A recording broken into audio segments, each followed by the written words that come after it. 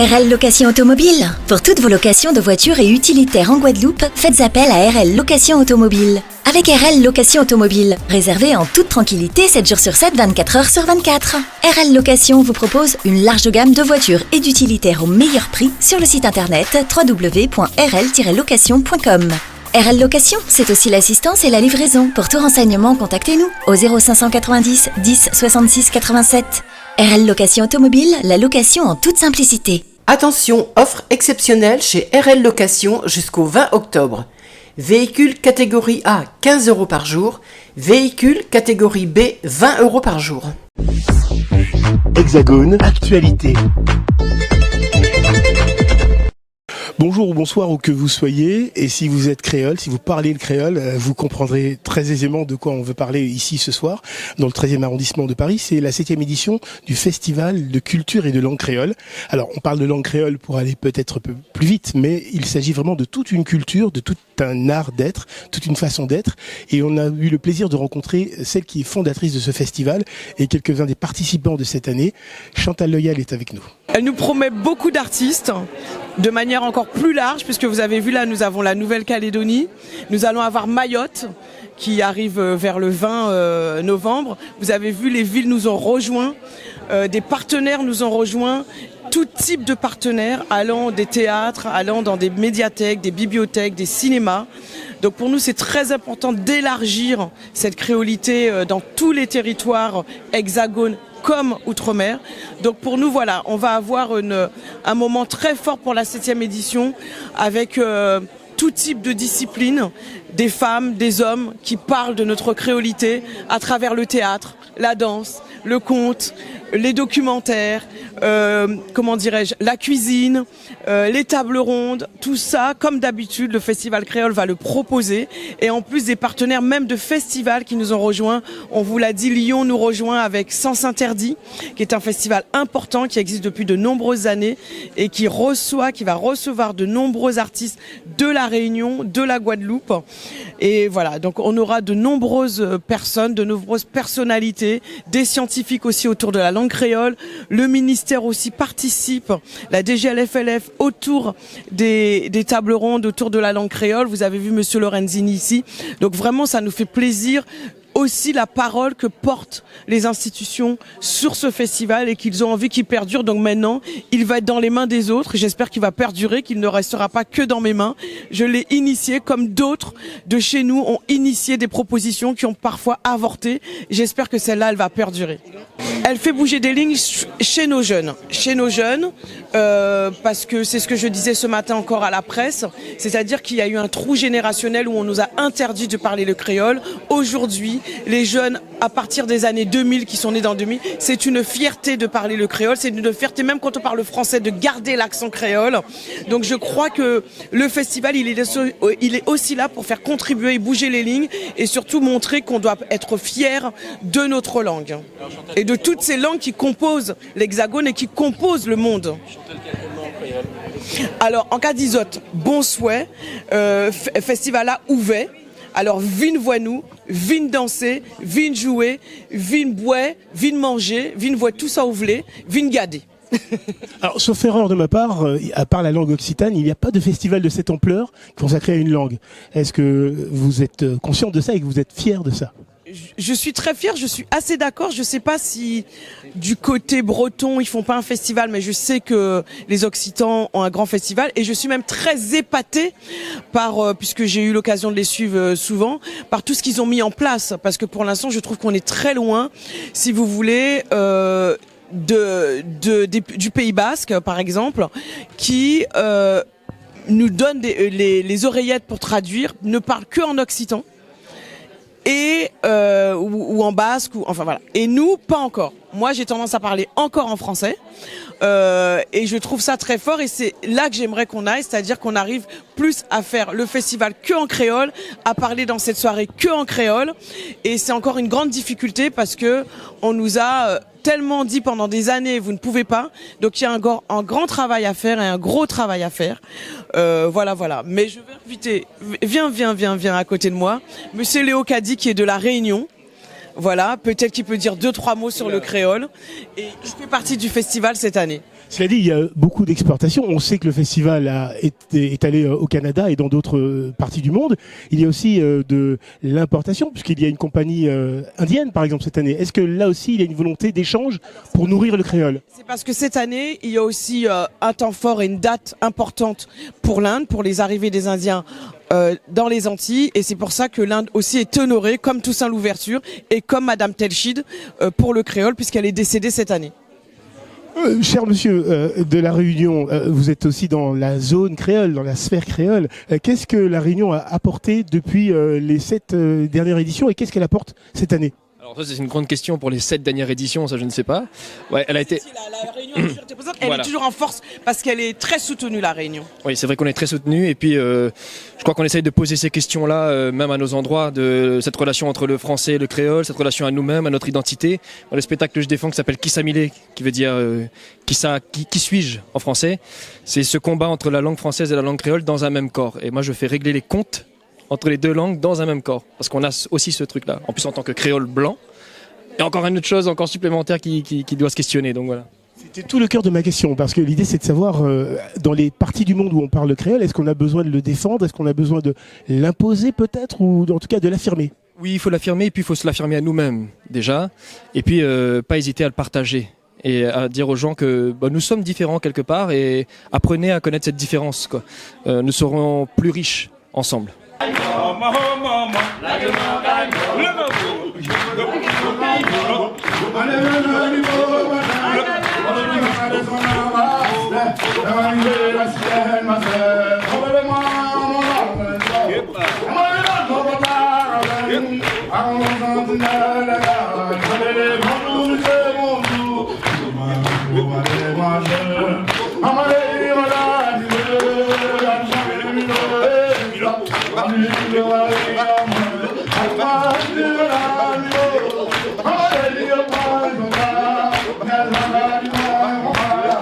Donc c'est pas la langue de l'école, c'est la langue de dehors avec notre manière d'être. Donc c'est ce que je dis aussi dans mon texte. Mais j'ai aussi ce vieux créole que me parlait mon grand-père avec les contes et ma grand-mère, qui est beaucoup plus sage aussi. Mais moi que je prends pour dire que il me manque et que c'est violent de ne pas l'avoir parce que jusqu'à l'âge de 4 ans, moi je parlais que créole. J'ai été scolarisée ici et j'ai découvert le français très brutalement. Voilà. Donc oui, je suis créole, on va dire même caraïbaine, quoi. Alors dans votre part d'HLM, oui. Vous avez mélangé toutes ces langues? Tout à fait, c'est-à-dire que j'ai vu les autres avec on va dire les premiers arrivés, ce qu'on appelait aussi les Chibani qui vivaient avec nous, qui venaient du Maghreb. Et dans leurs yeux, j'ai grandi avec ces langues. Et dans leurs yeux, je voyais qu'ils avaient une autre terre qui ressemblait en fait à une terre oubliée comme la mienne. Voilà, ils avaient les yeux de l'exil. Et ça, en entendant leur langue, leur façon de faire, je revoyais mes grands-parents et je me disais, mon créole aussi, il est aussi beau qu'eux, quoi. Il est aussi sensible. Il faut pas que j'oublie les êtres de mon pays, même si je vis aujourd'hui avec d'autres repères. C'est pas possible, voilà. Du coup, vous avez fait une magistrale prestation qui était quand même essentiellement en français, avec un peu de créole. Est-ce que créole, c'est une attitude? Est-ce que c'est une culture que l'on arrive à transmettre, même au-delà de la langue? Oui, je pense que c'est comment on habite le monde. C'est surtout ça. Comme je dis, ce qui est en moi est plus grand que n'importe quel pays.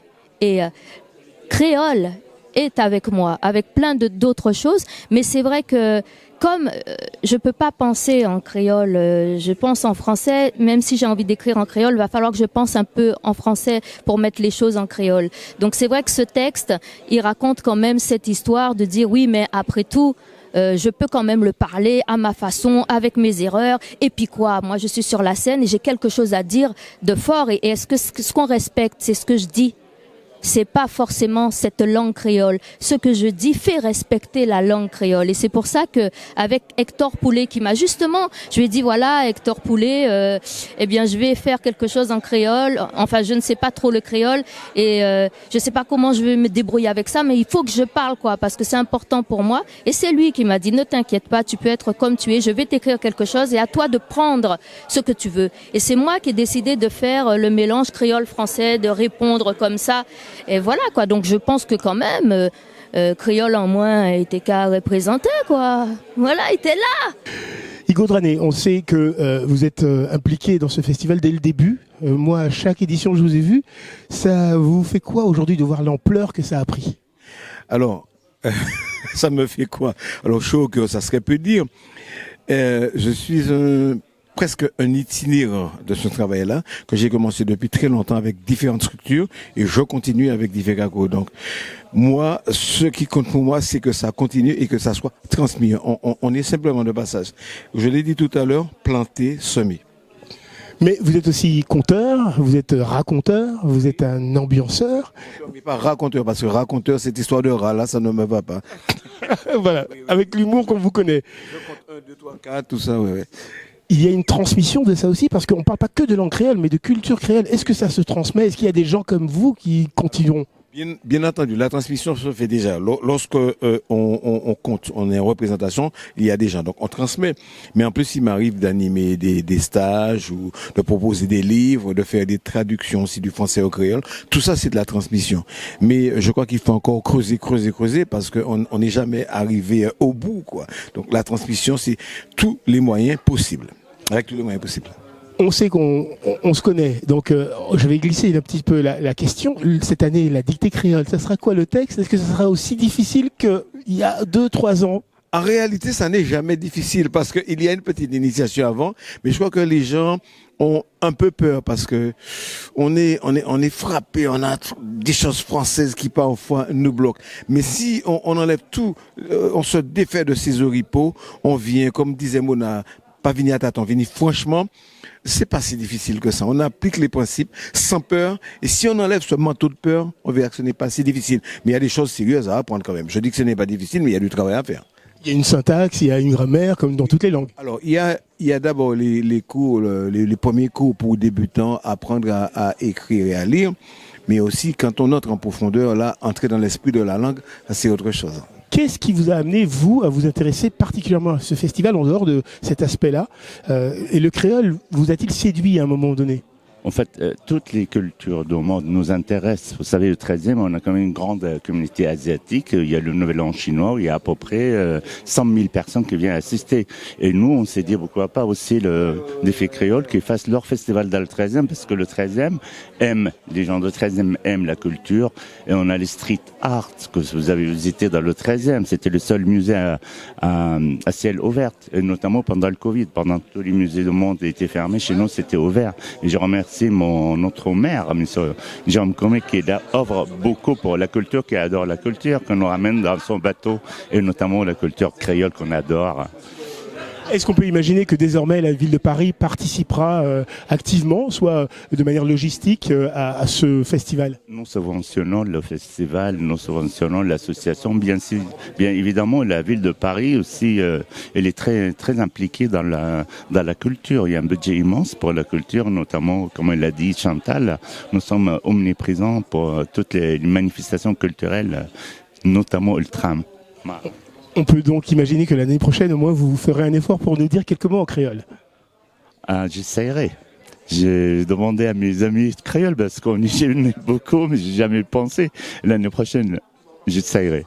C'est l'occasion pour moi aussi de convier le ministère de la Culture, par le biais de M. Vincent Lorenzini, chef de la mission Langue de France et Outre-mer. Merci de lui faire un accueil chaleureux. C'est bon, pour Bonsoir. Bonsoir. Donc, je vais commencer par signaler qu'aujourd'hui, nous sommes le 26 septembre, et que le 26 septembre, c'est la journée européenne des langues. Donc c'est une belle coïncidence. On est là pour célébrer les cultures créoles, mais également les langues créoles. Donc très rapidement, quelques mots sur la délégation générale à la langue française et aux langues de France. C'est un service donc rattaché au ministère de la Culture et qui a pour mission qui a notamment pour mission de promouvoir et d'encourager la création artistique en langue régionale, ou en langue de France, ou en langue régionale. Parmi les nombreuses langues régionales, on en compte 75, il y a pas moins de 9 langues créoles. Voilà. Donc des langues créoles qui sont parlées bien entendu dans les Antilles, en Guyane, mais également à La Réunion. Et puis il y a également un créole auquel on ne pense pas on ne pense jamais parce qu'il est très peu connu, c'est le tayo, un créole parlé en Nouvelle-Calédonie. Donc les langues créoles sont présentent beaucoup de similitudes, mais également elles se distinguent les unes des autres selon l'origine lexicale des différents créoles, puisque vous savez que vous avez des créoles à base lexicale française, comme le créole martiniquais par exemple, des créoles lexicales à base anglaise, comme le créole nengue, parlé en Guyane, et des créoles, on a même un créole parmi les langues de France à base lexicale anglo-portugaise, parlé en Guyane, le sarmaka.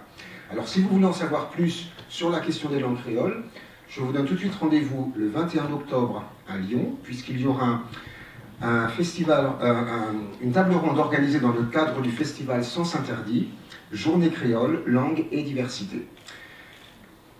À part ça, qu'est-ce que je peux vous dire? Donc effectivement, nous aussi, ministère de la Culture, on est très, très heureux de soutenir le mois créole chaque année, puisque c'est vraiment un festival qui gagne en ampleur chaque année et qui est en reconnaissance, et c'est amplement mérité. Ça répond parfaitement aux missions du ministère de la Culture de soutenir et d'encourager la création artistique en langue régionale, en langue vernaculaire. Et donc pour cette raison, nous sommes tout à fait fiers d'être à tes côtés, Chantal, et je salue ton dynamisme, effectivement, ton opiniâtreté et le résultat que tu as atteint en quelques années seulement. Voilà, je vais m'arrêter là et je vous suis. Merci beaucoup le ministère de la Culture, toujours aux côtés également des cultures ultramarines. Alors, il n'y a pas que les ministères qui soutiennent, nous avons également la DILCRA. Je vais laisser la secrétaire générale vous dire quelques mots, mais moi, en tout cas, je vous dis qu'elle est toujours très présente et très impliquée pour promouvoir tout ce qui est de la défense des valeurs universelles. Merci d'accueillir chaleureusement Madame Élise Fagelès, j'ai toujours du mal à prononcer, la secrétaire générale de la DILCRA. Merci sous vos applaudissements, s'il vous plaît. Bonsoir. Alors c'est la deuxième année que je participe à ce lancement. Je suis très heureuse d'être là, même si je suis là à la place de mon chef. Je me suis un peu incrustée, en fait, je présente les excuses d'Olivier Klein qui était pris, mais du coup moi, ça me permet d'être là. Mais ça fait beaucoup plus d'années que la DILCRA accompagne la compagnie d'Ifecaco et spécifiquement le mois créole, qui est maintenant le festival donc, des langues et des cultures créoles. C'est important pour nous parce que, je le disais l'année dernière, on contribue en travaillant à la promotion des langues créoles, à la connaissance de l'autre et ainsi à plus de fraternité et à déconstruire les préjugés et à lutter tous ensemble contre les haines. Le 30 janvier dernier, Elisabeth Borne, la Première ministre, a présenté le nouveau plan national de lutte contre le racisme, l'antisémitisme et les discriminations liées à l'origine. Alors c'est un fascicule comme ça, avec une centaine de propositions, et dès le début de ce plan national, il est dit que nous devons affirmer l'universalisme de notre modèle républicain. Qu'est-ce que c'est l'universalisme? C'est de reconnaître la multiplicité des identités et la complexité des identités qui composent notre République. C'est ce que vous faites, puisque la culture créole, c'est des cultures créoles, la langue créole, ce sont des langues créoles, et donc vous contribuez à transmettre eh bien, cette multiplicité, non seulement de la culture créole, mais de l'identité de notre République. Donc vous prenez part évidemment dans ce modèle universaliste, et pour ce faire, eh bien, notre plan vraiment axe sur deux points: le fait de mobiliser le secteur culturel et artistique, on est en plein dedans, et le fait évidemment de forger et de promouvoir le récit historique. Ce que fait ce festival, à mon sens, c'est d'entretenir un lien immuable entre le passé et l'avenir, la transmission de la mémoire, la reconnaissance des identités et des cultures créoles pour un présent plus fraternel. Alors voilà, le fait de réunir tous ces territoires, d'intervenir dans tous ces territoires, c'est exactement ce qui nous unit, la DILCRA et vous. Bon mois, et on continue jusqu'au bout à être vos partenaires et ensemble pour un monde plus fraternel. Ce festival, et c'est quand même important, il se fait grâce à des parrains et des marraines. Je le rappelle, cette année, marraines les célèbres autrices et écrivaines guadeloupéennes depuis le début, Maryse Condé et Simone Schwarzbach, l'universitaire ainsi que l'autrice martiniquaise Corinne Mancé-Caster, qui hélas n'a pas pu être parmi nous ce soir pour des raisons de santé. Et pour parrain, cette année, on a le comédien, metteur en scène guadeloupéen, je ne présente même plus, Jacques Martial, qui a quand même, oui vous pouvez l'applaudir, sa casquette d'adjoint à la ministère en charge des Outre-mer. Merci Chantal de ton opiniâtreté, de ce travail que tu mènes, et j'en suis témoin depuis tout ce temps, toutes ces années d'engagement, d'invention, d'inventivité, de mise en relation. D'abord, tu nous as mis en relation tous les deux, c'est toi qui es venu vers moi. Et pour te présenter, je ne te connaissais pas. Et puis de fil en aiguille, de collaboration, de trouver l'espace trop petit. Tu as commencé à l'agrandir à partir de ton île, à partir de tes origines, à partir de tes langues, celles qui constituent ton identité, de nous ouvrir à ces diversités qui, toi, te constituent et qui nous constituent. Les langues, Festival des langues et cultures créoles. C'est un chiffre de perfection, c'est ça? On va essayer de faire mieux. En tout cas, c'est un très beau chiffre, une très belle année. C'est formidable d'être ici, d'être parrain. Je suis très honoré d'être le parrain de cette manifestation, honoré en tant que Guadeloupéen, en tant qu'artiste, en tant qu'adjoint à la maire de Paris. La ville de Paris est partenaire du festival depuis les origines. Avant moi, donc j'y suis pour rien, parce que j'aurais dit oui si j'avais été là, mais ça a été fait avant moi et c'est tant mieux. Le créole, les langues créoles, vous savez que 10%, à peu près 10% des Parisiens ont des origines de nos pays. Vous imaginez? On commence à être nombreux dans la classe. Et c'est sans doute, et c'est une des raisons pour lesquelles je suis adjoint aujourd'hui, parce que oui, nous avons quelque chose de particulier à apporter et à dire de cette ville et dans cette ville. Et voilà, Anne Hidalgo tient absolument à ce que les Outre-mer, nos cultures, nos langues soient présentes, de plus en plus présentes, de plus en plus visibles, de plus en plus audibles dans cette ville, et comme cette ville est capitale de ce pays, et bien dans ce pays, que tout cela rayonne et raconte ce qu'est la réalité de ce pays. Et la réalité de ce pays, c'est nous tous, c'est nous toutes qui l'a. Alors mon créole est nettement moins bon que j'aurais voulu. Je fais partie de cette génération qui a appris le français de France. Les amis rigolent quand je commence à parler. Tu vois, ici je t'ai dit. Donc je ne vais pas essayer ce soir. Donc vraiment, je voudrais dire que c'est extrêmement, et c'est pas un vain mot, et vous verrez tout au long de ces mois et de ces années désormais que on est vraiment engagé dans l'ouverture de cette ville sur sa diversité, sur nos diversités, une ville inclusive parce que nous avons à dire, à faire, à montrer et à être ensemble. Édouard Glissant dit à présent, je parle en présence de toutes les langues du monde, les créoles sont enfin connus, reconnus grâce au travail de ceux qui se sont battus pour qu'on les entende officiellement, mais grâce à ceux qui font ce travail, et tu en fais partie, Chantal, les langues créoles font partie des langues du monde. Et ce sont nos langues, elles nous façonnent, elles nous dynamisent, elles font nos rythmes de vie, nos rythmes d'action, de réaction, elles font notre engagement, nos engagements, elles font notre créativité.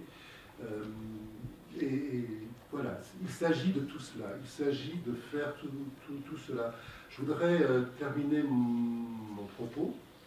Vous savez que je suis un petit peu césarien, voilà, donc je vais juste dire un tout petit, trois vers de ce cahier, parce que cela rejoint ce que tu fais.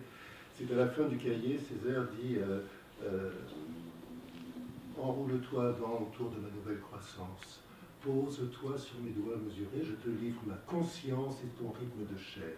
Dévore vent, je te livre le Tchengen, je te livre le marais, je te livre ligne touriste du circuit triangulaire. Dévore et enroule-toi, et t'enroulant, embrasse-moi. D'un plus vaste frisson, embrasse-moi jusqu'au nous furieux. Embrasse, embrasse-nous, mais nous ayons également mordu. Jusqu'au sang de notre sang mordu, ma pureté ne se lie qu'à ta pureté. Puis alors, embrasse, comme un chant de juste Philao le soir, nos multicolores puretés. La pureté de nos langues créoles. Merci. O-News Radio sur outremernews.fr.